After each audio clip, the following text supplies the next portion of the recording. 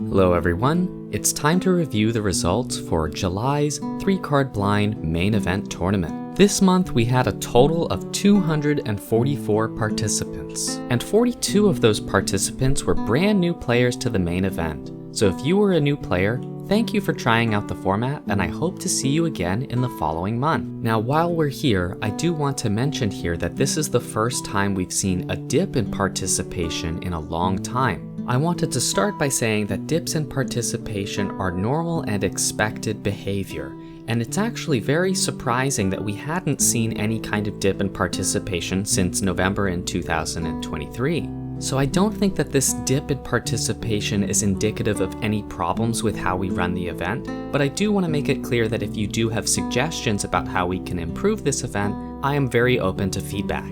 My theory as to why we saw a dip in participation is that the 4th of July is a major holiday in the United States, and I know a significant number of folks in this community may have been traveling or otherwise on vacation. I also think that it's noteworthy that the number of new players in this month relative to the total number of players was a smaller percent of the total number of players than usual, which indicates that a significant amount of the lack of participation came from a reduction in the number of new folks joining the event. My hope is that next month the growth for participation will bounce back to where it was prior to this dip. Out of the 244 submissions we received, there were 176 unique decks. When we take these and weigh them by their performance and run them through the Simpsons Diversity Index, you will see that there was a significant improvement in diversity relative to the prior month. The bans that we implemented after the introduction of Modern Horizons 3 clearly had a beneficial impact on the meta overall. The 3-card blind diversity grade for this month was a B. One of the major factors that impacted the meta this month was perceptions that were created by the results of the prior month. Specifically, the deck Remote Farm, Felia Exuberant Shepherd, and White Orchid Phantom was a top performing deck in June, and it was one of the few decks that was a top performer that didn't get impacted by bans. This specific deck was the second most popular deck this month, and Felia was the 4th most popular card. This is something that many players understandably anticipated would happen, and some of those players gravitated towards the same solution in dealing with this popular strategy. This is why the most popular deck this month and most popular 3 cards were Path to Exile, Plains, and Sen's Tactician. This is an old and reliable strategy, and one that was well positioned to deal with the Felia, Remote Farm, White Orchid Phantom deck. These two decks aside, this felt like a particularly healthy meta where we saw a strong representation of many different types of decks across all different ranks. For that reason, I'm going to move on to covering our winners. In Novice 2, our winner was Monkey Twins 1, who was playing Ancient Tomb, Anointed Peacekeeper, and Mox Pearl. This is a familiar and reliable deck, but one that is surprising to see take a first place victory.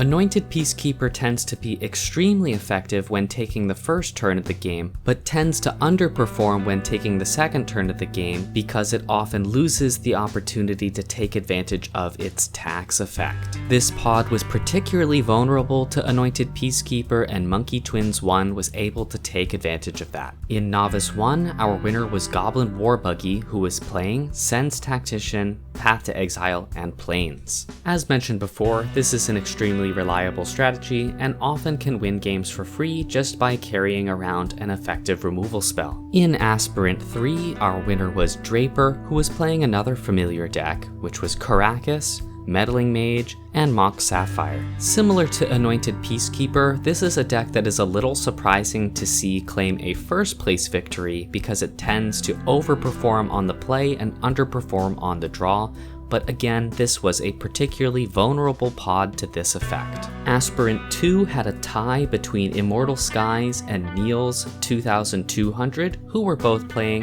Felia Exuberant Shepherd, Remote Farm, and White Orchid Phantom. Similarly, in Aspirant 1 we had a tie between Positive Vibes and Tree of Oak, who were also playing the same deck. I think this goes to show that the folks that came prepared to deal with this strategy were justified in doing so. The power of this deck is very real, and it can easily claim a first place win in a pod that wasn't prepared to deal with it. In Contender 5, our winner was Ink Gremlin, who was playing Crystal Vein, Mana Vault, and Thought-Knot Seer. This is a deck that we've begun to see more frequently over recent months, and it's been performing very well. While taking the first turn, its hand attack effect is extremely potent, and unlike some of its sibling decks like the Meddling Mage and Anointed Peacekeeper deck, Thought-Knot Seer is a 4/4, meaning it has a fast clock and can reasonably outperform many smaller creatures. In Contender 4, our winner was Superconductor, who was also playing the Sen's Tactician Path to Exile's Plains deck. And notably, in this pod, tied for second place were two players playing the Felia Remote Farm White Orchid Phantom deck, which perfectly demonstrates that Superconductor reading up on what was strong in the meta and what countered the best decks led to their first place win. In Contender 3, our winner was Soren Markov, who was playing Ancient Tomb, Steel Overseer, Steel Overseer. Steel Overseer is a generically strong card, and in this pod that contained lots of single target removal and disruption, bringing a second copy favored Soren Markov very heavily.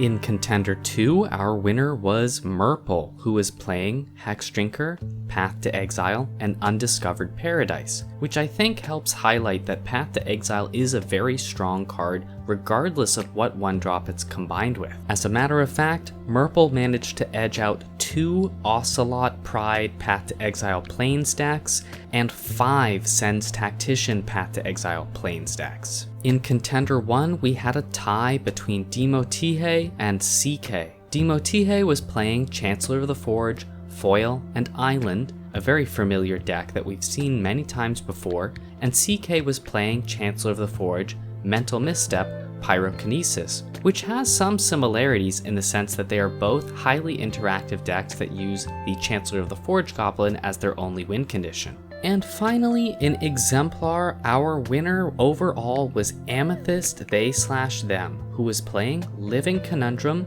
Maze of Ith, and Sand Silos. This is a deck that we had never seen submitted to the main event prior to this, and it won the tournament overall. I think that this highlights the depth of Amethyst's game knowledge and brewing skills. I think this also speaks volumes to the meta's health that a Dark Horse deck like this could come in first overall. Let's break down the Exemplar League a little bit further so you can gain a greater understanding of how Amethyst managed to claim the win. This pod had a whopping 6 copies of the Sen's Tactician Path to Exile Plains deck. Our Exemplar players were largely a step ahead of this, however, so the Sen's Tactician deck did not perform nearly as well here as it did elsewhere. It's relatively clear from Amethyst's deck building choices, bringing a hexproof threat to the table, that they were considering that this Path to Exile deck would be popular. Another matchup that proved to be important for Amethyst's victory was against Inkmoth Nexus, Invasion of Gobakon, Mox Pearl. There were 3 players playing this deck list who were all tied for second place, only performing marginally worse than Amethyst did. Against this deck, Amethyst's Maze of Ith will keep the Inkmoth Nexus at bay, and Sand Silos can easily pay for the tax that Invasion of Gobakon demands. Of note here, our reigning champion, Agender Apricot, was one of these 3 players playing the Invasion of Gobakon deck. Agender Apricot put up a strong enough performance to retain the champion title for a second month in a row with a massive 1937 ELO rating. And with that, I'd like to congratulate our winners one more time before we move on to talking about the cards that will be included in this month's ban vote. Now, I'd like to preface this list by saying that because this meta was particularly healthy this month, many of the cards on this list were targeted for their popularity in hopes of shaking up the meta for following months. Let's start by talking about Boseiju Who Endures, which was included as part of this ban vote to allow the players to have a rebuttal for this card's recent unbanning. For a card that had been banned as long as it had been, Boseiju had a surprisingly lukewarm return to the main event. It had an underwhelming average score of 48%, but I do think that this average score masks the true strength of the card. The deck that I would consider to be the default Boseiju Who Endures deck list is Boseiju Who Endures, Ink Moth Nexus, and Mox Emerald, which had an average score of 70%, but only one submission. I will leave it up to you as to how you would like to cast your vote on this card, but I did want to make it clear that I believe its average score misrepresents how powerful the card truly is. Next up, we have Path to Exile, which was the most popular card this month and had a strong performance. It has been the go-to removal spell in this format for as long as it's been around. A concern brought up by community members that were interested in seeing Path to Exile added to the banned list was that Swords to Plowshares occupies an incredibly similar niche. Outside of a few edge cases where the life gain actually matters, the two cards are practically identical. For that reason, we will be bundling Swords to Plowshares and Path to Exile as part of this ban vote, where if Path to Exile gets banned, Swords to Plowshares will also be banned with it. This would increase diversity among removal spell options by eliminating the obvious best choices. The next card on our list is Sen's Tactician, which was the third most popular card this month behind Path to Exile and Basic Plains. Its siblings Chronomaton and Swarm Shambler have been part of the ban list for a long time now, and Sen's Tactician has scraped by a few ban votes in the past by the skin of its teeth. The overprevalence of Sen's Tactician in this month has given us another opportunity to send it to join its two siblings.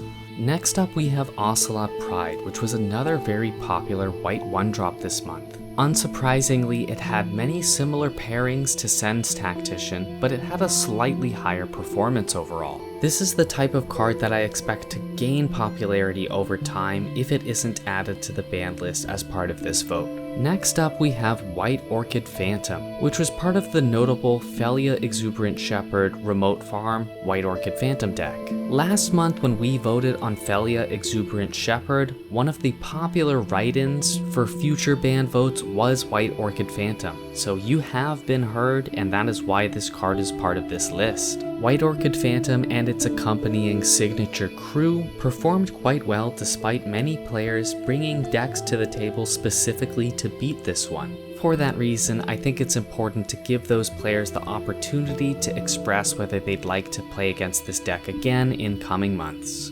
And the final card to be included on this list is Ink Moth Nexus, which is primarily here because of its strong performance in Exemplar League in combination with Invasion of Gobakhan. Over this format's history, we have seen many decks lean into Ink Moth Nexus as a strong win condition, and if it were to take a timeout for a few months, we might see some new strategies emerge rather than the same old strategies that rely on Ink Moth Nexus's ability to abuse power boosting effects. And that just about wraps it up for the month of July in the world of 3-card blind. This was a really fun meta, and I hope to see many of you join in on the fun again next month. Thanks for watching everyone, and see you soon.